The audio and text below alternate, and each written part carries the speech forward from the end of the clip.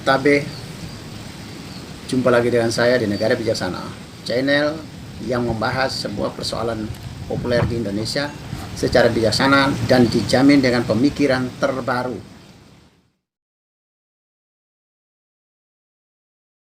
Hari ini saya mau berbicara soal permintaan Presiden Jokowi terhadap masyarakat Indonesia untuk melakukan kritik untuk pemerintah, namun ditanggapi secara satiris oleh Pak Yusuf Kalla soal bagaimana kritik yang tidak ditangkap polisi. Tetapi perkataan Yusuf Kalla ini atau Pak JK ini bukan sesuatu yang baru, tapi merupakan jauh sebelum itu sudah ada banyak keluhan dari kelompok-kelompok yang kontras dengan pemerintah, keluhan terhadap pemerintah yang dianggap otoriter, yang dianggap mematikan demokrasi, yang dianggap kriminalisasi ulama, dan bermacam-macam. Ini kan pembicaraan Jokowi pada saat sambutan atau pidato pada Hari Pers Nasional tanggal 9 Februari kemarin ya. Beberapa hari sebelum itu juga ada perkataan atau pernyataan dari Pak Kwi Kian Gi, seorang tokoh, ekonom, dan mantan menteri beberapa periode. Beliau menyatakan dirinya takut mengkritik pemerintah saat ini. Dia belum pernah mengalami ketakutan semacam ini mengkritik pemerintah. Padahal beliau adalah seorang tokoh atau kritikus pada zaman Orde Baru yang dikenal otoriter. Tetapi kali ini dia takut di zaman Jokowi. Artinya mau melukiskan bahwa yang bisa ditangkap adalah era Jokowi dianggap jauh lebih otoriter daripada era Soeharto. Ini menjadi lebih heboh lagi ketika tanggap-menanggap antara Pak Jokowi dan Pak JK. Saya mau katakan di sini adalah untuk menjawab pertanyaan, apakah benar era Pak Jokowi ini adalah era otoriter, bahkan dibanding dengan rezim Soeharto yang dikenal otoriter. Saya ini hidup di dua era juga. Kalau hidup secara usia tentu saya dari Orde Lama. Zaman Soekarno saya sudah lahir. Tetapi yang dimaksud dengan saya hidup di dua era ini yaitu era reformasi, juga era Orde Baru, yaitu konteksnya dengan saya mengenal dunia kritik. Di zaman Soeharto, zaman Orde Baru, saya juga muncul sebagai demonstran, sebagai kritikus juga. Sampai hari ini, sepanjang Orde Reformasi sampai dengan zamannya Jokowi ini, saya juga masih konsisten sebagai kritikus juga di media massa. Jadi saya seperti Kwi Kian Gi juga. Kami ini hidup dan menjadi kritikus di zaman Orde Baru sampai zaman Reformasi. Namun pengalaman kita berbeda ya, antara saya dengan Pak Kwi Kian Gi atau dengan lainnya. Saya kritik jalan terus sampai hari ini terhadap Pak Jokowi, meskipun cukup banyak juga yang saya memuji Pak Jokowi, tapi ada juga yang saya kritik dia. Salah satu kritik saya yang paling terakhir adalah Jokowi tidak serius menangani radikalisme di Indonesia, intoleran di Indonesia. Hanya sporadis ketika saat-saat bom meledak, saat-saat terjadi pembunuhan seperti di Sigi baru reaksi. Tidak serius, kecuali dia membubarkan HTI dan FPI. Satu edisi saya punya Negara Bijaksana ini juga saya pernah kritik bahwa pembangunan di bidang pendidikan dan bidang kesehatan biasa-biasa saja, tidak ada yang istimewa. Sama seperti pemerintahan-pemerintahan sebelumnya. Jadi saya juga kritik. Tetapi saya ini tidak pernah rasa takut. Saya juga belum pernah ditangkap. Saya belum pernah diadili. Jadi kalau Pak Kwi Kian Gi takut, saya heran.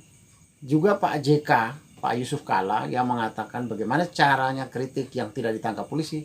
Saya juga heran juga.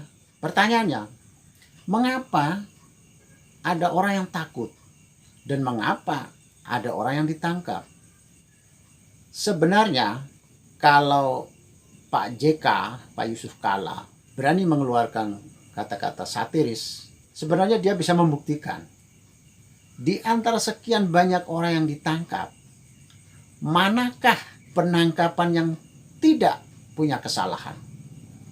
Tunjukkan kasus-kasus penangkapan, tunjukkan kasus-kasus proses hukum, adalah orang yang ditangkap dan diproses hukum tidak bersalah. Tunjukkan mana yang tidak bersalah.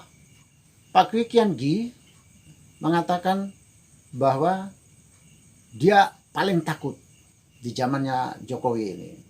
Ya, seperti saya bilang tadi, pengalaman kita berbeda. Saya berbeda. Saya tidak pernah takut. Kalau yang ditangkap itu adalah orang yang menghujat, yang menghina, yang menyebarkan hoax, bagaimana mungkin seperti itu tidak boleh ditangkap? Bagaimana mungkin yang seperti itu tidak boleh diproses hukum?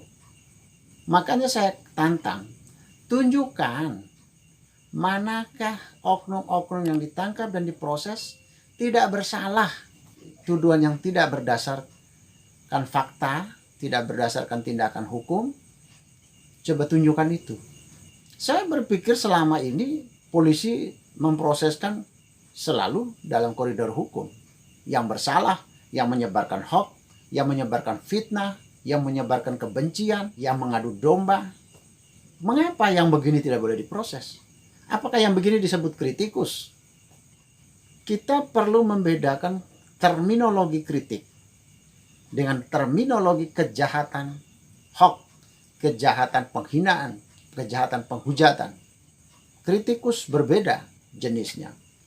Jadi menurut saya tidak boleh menyamakan antara kritikus dengan kriminal, dengan kejahatan yang menghujat, menghina, menyebarkan hoax. Tidak boleh disamakan. Sekarang kalau di era Jokowi dianggap otoriter, faktanya belum ada satupun pers di Indonesia yang dilarang atau dibredel seperti zaman Soeharto. Banyak sekali pers di zaman Soeharto dibredel, ditutup. Banyak sekali buku-buku yang dilarang beredar. Banyak sekali seniman, aktivis yang dipenjara, dimatikan. Jadi tidak terlalu tepat kalau era ini, era Pak Jokowi ini dianggap lebih kejam daripada era Soeharto atau sama dengan era Soeharto atau otoriter. Saya kira jauh sekali. Ini kan terjadi di negara Indonesia. Kalau di negara bijaksana, saya pastikan semua kritikus tetap melakukan tugas mereka sebagai kritikus. Kritikus memiliki metodologi yang ketat. Metodologi fakta, metodologi argumentasi, metodologi mengambil kesimpulan harus ketat, disiplin. Tetapi kalau di negara bijaksana, saya juga memastikan bahwa kejahatan penyebaran hoax, kejahatan penghinaan, kejahatan penghujatan tetap harus diproses hukum. Tidak bisa disamakan kasus-kasus penangkapan, penyebar hoax, pemfitnah, dan penghinaan tidak boleh disamakan dengan kritikus. Jadi kalau di negara bijaksana, kritikus bebas. Yang tidak boleh bebas adalah kejahatan yang mengatasnamakan kritikus. Tetap harus diproses. Ini tidak tergolong sebagai kritikus, tapi tergolong sebagai kriminalis. Jadi saya harapkan Pak JK, Pak Kwi Kian Gi tolong memahami antara kritikus dengan kejahatan berbeda.